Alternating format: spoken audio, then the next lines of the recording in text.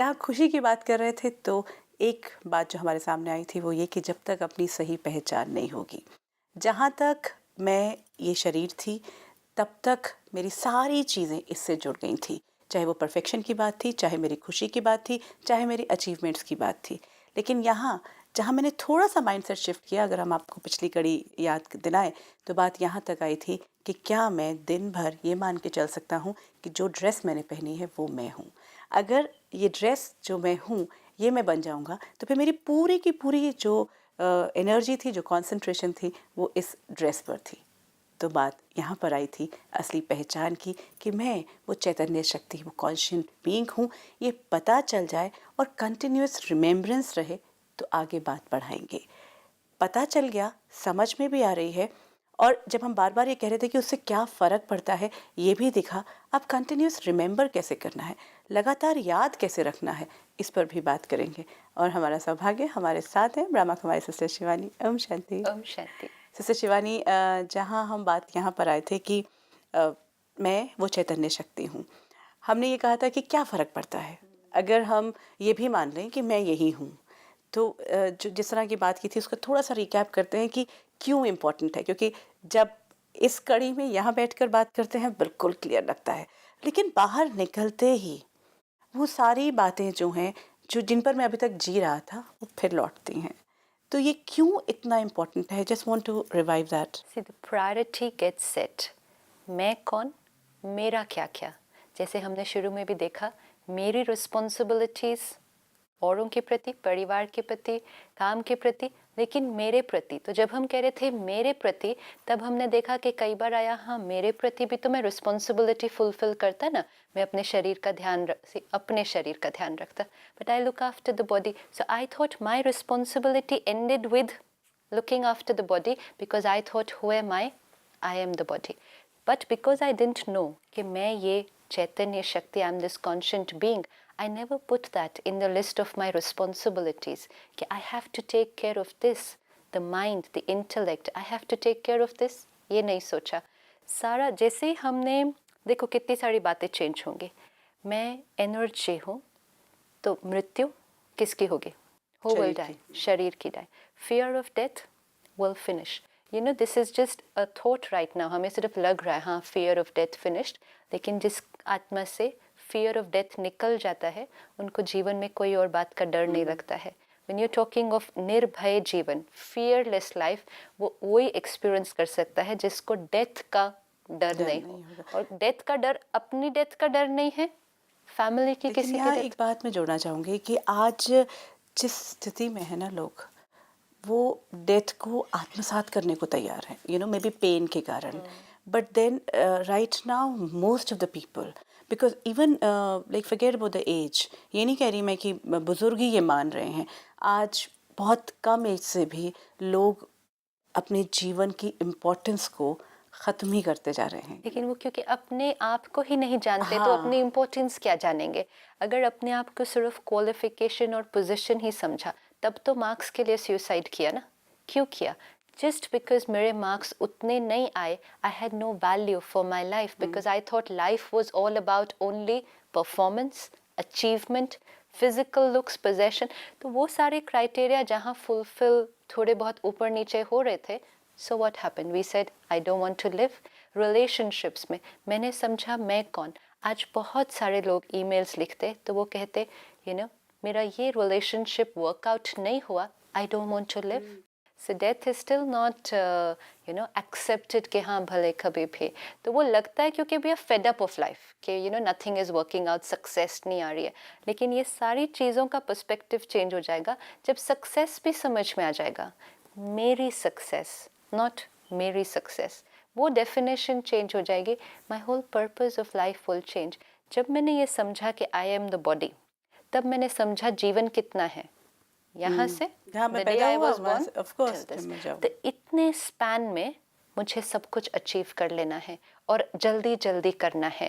That's where the belief came कि life is a competition, everyone is in the race, क्योंकि हर एक ने सोचा इतने से इतना टाइम है, सभी ने रेस में भागना है, जो करना है अभी कर और लो। क्योंकि जगह भी उतनी है, उतने ही लोग हैं, तो मुझे मतलब जो ज़्यादा सर्वाइवल ऑफ द फिटेस्ट वाला जो तो theory. Survival of the fittest भी जब हमने बोला तो फिटेस्ट क्या, क्योंकि हमने सोचा this is who I am, position is who I am, तो फिटेस्ट कौन है, जो ज़्यादा फिजिकली हेल्दी है, जिसके पास ज़्यादा धन है, पोजिशन है, वो फिटेस्ट है, भले वो इमोशनली बिल्कुल Depleted है। कमज़ोर हो, वो फिटेस्ट। तो उसको फिटेस्ट बनाने के लिए, सक्सेस को उस मात्रा में अचीव करने के लिए हम गलत भी करने के लिए तैयार हो गए, हम अनएथिकल मेजर्स भी यूज़ करने के लिए तैयार हो गए, क्योंकि हमने सोचा इतने स्पैन में सब कुछ अचीव करना है। फिर हमने अपने आप को ये समझा, तो हमने एक दूसरे के साथ कंपेयर करना शुरू किया कि बेटर वो है जिसके पास ज़्यादा चीज़ें हैं, जो ज़्यादा शारीरिक सुंदर है, बेटर वो है। ये फ़र्क नहीं पड़ता कि वैल्यूज़ किसके पास ज़्यादा है। तो सारा पर्सपेक्टिव ही तो चेंज हो गया, क्योंकि मैं कौन हूँ की डेफिनेशन चेंज हो गई, सारा कुछ चेंज हो गया। इनफैक्ट वैल्यूज की वैल्यू ही नहीं है। I did a programme for school children and वो इतने स्वीट से छोटे छोटे बच्चे, और हमने टॉपिक लिया, दे गेव द टॉपिक, हाँ, does honesty work in today's time, and the question from the children was can a honest person be successful. मतलब वो भी एक क्वेश्चन मार्क था कि can a honest person be successful. Subject we are और coming ये subject उन्होंने ही दिया, तो लेकिन बहुत छोटे छोटे, and children can be moulded very easily. तो हमने उनसे ऐसे करते गए, आधे पौने घंटे के अंदर they said yes we promise we will be honest, you know all those things. वो चले गए अपनी क्लास में।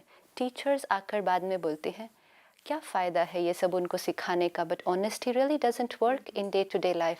आई said then let's go back to them and tell them that, you know, let's go and tell them कि honesty doesn't work, dishonesty चलती है। फिर then they से वो थोड़ी कर सकते हैं, उनको तो यही बोलना, I mean we don't know what we are doing, we really don't know. And यही आप सोचो कि जो हम इंस्ट्रूमेंट्स हैं, चाहे हम पेरेंट्स हैं, चाहे हम टीचर्स हैं, जो हम बच्चों को वैल्यूज सिखा रहे हैं, अगर at the back of my mind I don't believe in it, what will I teach? It's of no use. I shared with those teachers, I said अगर आप क्लास में जाकर बोल भी रहे हो, believe it before, why not believe it? They said नहीं जी, practical में तो नहीं चलता है।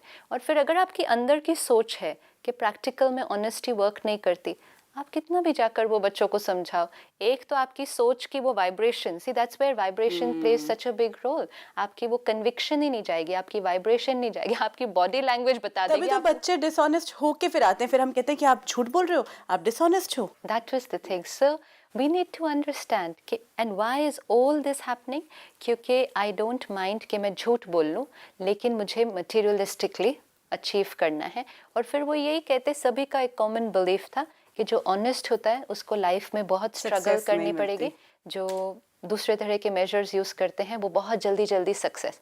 तो सक्सेस क्या, मटेरियलिस्टिक। क्यों, मैं कौन हूँ, मैं शरीर को जितने कंफर्ट्स मिले उतना मैं comfortable. What we didn't understand कि हम जितनी बार झूठ बोलेंगे, जितनी बार हम अनएथिकल मेजर्स यूज करेंगे, हम अपने लिए यहाँ पीसलेसनेस क्रिएट कर रहे हैं। इसलिए शांति ढूंढनी पड़ रही है। You know, another very strong belief system it just came to my mind is कि झूठ बोल दो, डिसऑनेस्ट हो जाओ, पकड़े नहीं जाना चाहिए। वो आपकी एक्सपर्टीज है।